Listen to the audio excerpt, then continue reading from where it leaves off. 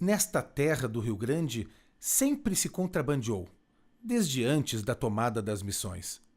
Naqueles tempos, o que se fazia era sem malícia, e mais por divertir e acoquinar as guardas do inimigo. Na histórica narrativa de Simões Lopes Neto, o contrabando, ou chibo, era registrado com a simplicidade que lhe era característica. Atividade cotidiana daqueles que, vivendo na fronteira, encaravam o chibo como uma aventura, um desafio maroto. Como o Jaime explicou, numa música ele diz assim, nasceram juntos, né? O contrabando e o chibeiro, que eles traziam de um país para o outro. E chamavam de chibeiro. Eu era piá, tinha uns 6 anos quando eu morava na costa, que descia as balsas no Rio Uruguai assim. Uma casinha em cima de uma balsa e o cara tocando um pinhozinho, né, assim, coisa linda aquilo lá, né, mas a gente não sabia o perigo que eles estavam correndo, né? Hoje a gente sabe tudo, as histórias. Então eles faziam em cima de uma balsa, assim, uma casinha, um tablado ali, eles levavam galinha, até porco eles levavam para comer na viagem. Porque às vezes eles desciam rápido, se a chuva não parava, né, mas se parava a chuva já baixava o rio. Daí eles tinham que encostar, atar as balsas e esperar até outra enchente vir para eles dar continuidade na viagem deles. Então ali que eles paravam, tempo determinado, eles não sabiam também, porque uma vida de balseiro é uma vida muito sofrida. Então o que o meu pai sofreu para sustentar 10 filhos, na época não era fácil. E assim nós se criamos naquela costa de rio ali, nas Três Bocas, ali. Eu nasci inclusive nas Três Pedras. Então era uma vida bem sofrida lá na costa de rio, né? É sofrido mesmo, vida de contrabando. E nós, não posso contar, né, que eu nasci no lado de lá, fui contrabandeado também, né? As Três Pedras.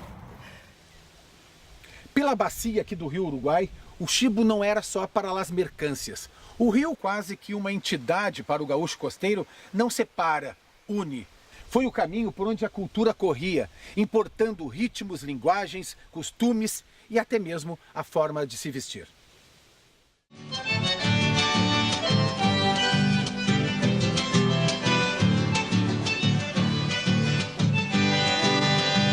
Neste compasso da gaita do Sapucai. Sapucai tinha o nome de Sapucai porque ele veio de Sapucaia do Sul e lá chamava ele de Sapucai. Era um gaiteiro. O pai era um dos maiores chibeiros na época, um contrabandista. E ele criou tudo nosso no contrabando. Passando farinha, sabão pro lado de cá, né? E o pai, quando estava bom aqui no Brasil, ele estava aqui, quando estava bom na Argentina, ele estava na Argentina. E o Sapucai fez uma bailanta lá na costa do rio. E às vezes o pai estava com a casa cheia de farinha e sabão lá, né? E os 2 caminhões lá de cá esperando para passar a farinha e o pai empenhado lá, né? Aí o pai mandava uma senha pro Sapucai, né? Pro lado de cá, e o Sapucai fazia o baile aqui na bailanta. E daí vinha tudo, a polícia pro lado de cá, vinha tudo pro baile, né? E o pai daí largava os caíques no Uruguai e passava a farinha, né, e sabão.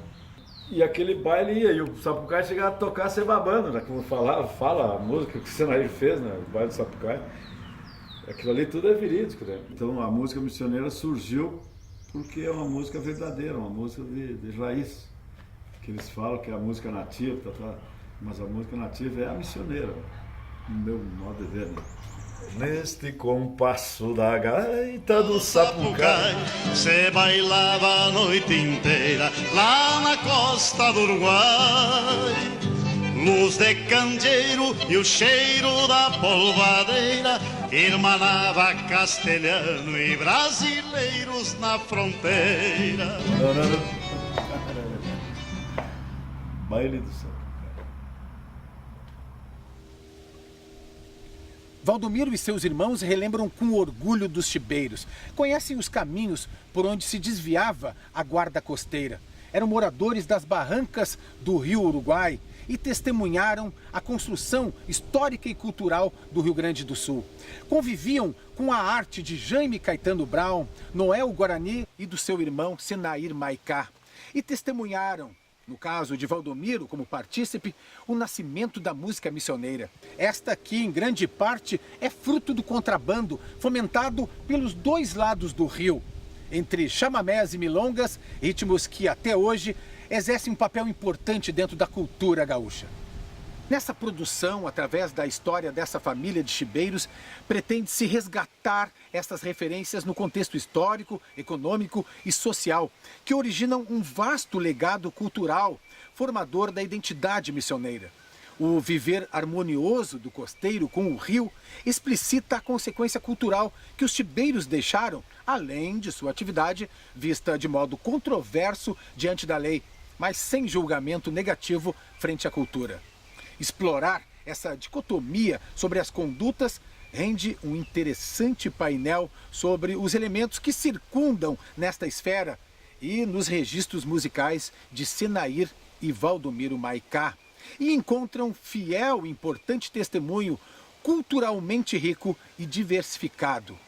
Neste percurso, tendo como pano de fundo a família Maicá, se revela a mística de um viver costeiro e do ser missioneiro, parte fundamental da história do nosso estado.